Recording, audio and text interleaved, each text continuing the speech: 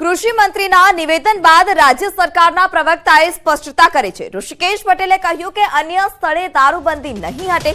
Gift city દેશ માટેનું સૌથી મોટું આર્થિક હબ છે।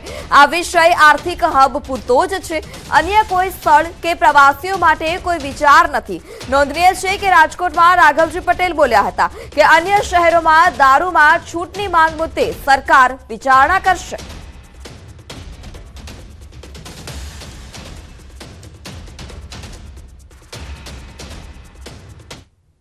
અત્યારે તો રાજ્યની અંદર ગિફ્ટ સિટી એ આર્થિક પ્રવાહોનું ગુજરાત નહીં પરંતુ ભારત માટેનું એક ખૂબ મોટું હબ છે।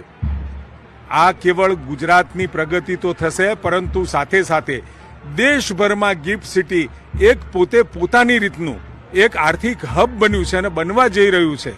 ત્યારે આ આર્થિક હબ પૂરતો જ વિષય છે। અત્યારે ક્યાંય એવો વિચાર નથી કે ગુજરાતની અંદર પ્રવાસીઓ માટે અથવા તો ટુરિઝમ માટે આવતા સ્થળોનો કોઈ વિચાર કર્યો નથી।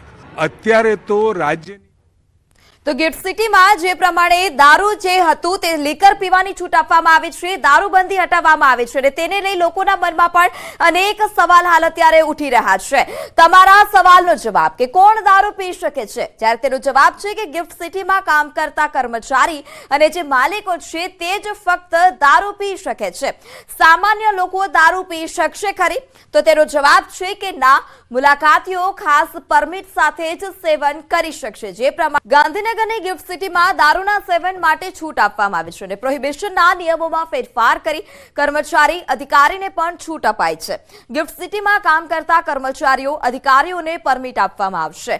ગ્લોબલ ઇન્વેસ્ટર, ટેકનિકલ એક્સપર્ટ તેમજ ગિફ્ટ સિટી ખાતે સ્થપાયેલ આંતરરાષ્ટ્રીય અને રાષ્ટ્રીય સ્તરની કંપનીઓ માટે ગ્લોબલ બિઝનેસ ઇકોસિસ્ટમ પ્રોવાઇડ કરવાના હેતુથી આ સમગ્ર ગિફ્ટ સિટી વિસ્તારમાં વાઇન એન્ડ ડાઇન ફેસિલિટી ઉપલબ્ધ કરવા માટે પ્રોહિબિશનના નિયમોમાં ફેરફાર કરાયો છે અને જે અંતર્ગત ગિફ્ટ સિટી ખાતે આવેલા કે આવનાર હોટલ્સ, રેસ્ટોરન્ટ, ક્લબ પોતાના ત્યાં વાઇન એન્ડ ડાઇન ફેસિલિટી એટલે કે FL3 પરવાના મેળવી શકશે।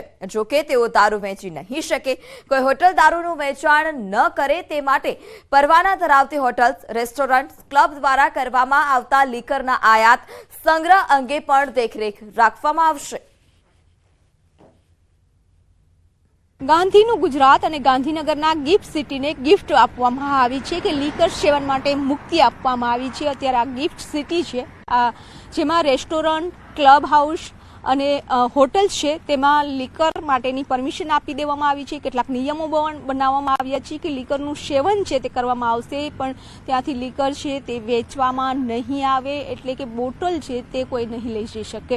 પરંતુ આ જે કર્મચારીઓ અને મહેમાનો છે તે સેવન કરી શકશે। એટલે કે અહીં જે રીતે ગિફ્ટ સિટીનો વિકાસ થઈ રહ્યો છે, બહારના ડેલિગેટ્સ આવી રહ્યા છે અને મહેમાનોની સુવિધા માટે આ નિર્ણય કરવામાં આવ્યો છે અને તેને લઈ વિપક્ષ અને સત્તાપક્ષ સામસામે પણ આવ્યું છે કે જ્યારે વિપક્ષનું કહેવું છે કે ગાંધીના ગુજરાતમાં દારૂ બંધી હોવી જોઈએ, પરંતુ સત્તાપક્ષ કહી રહ્યું છે કે જે રીતે વિકાસ થઈ રહ્યો છે અને તેના કારણે મહેમાનો આવી રહ્યા છે દેશ વિદેશથી, તેની સુવિધા માટે આ નિર્ણય કરવામાં આવ્યો છે।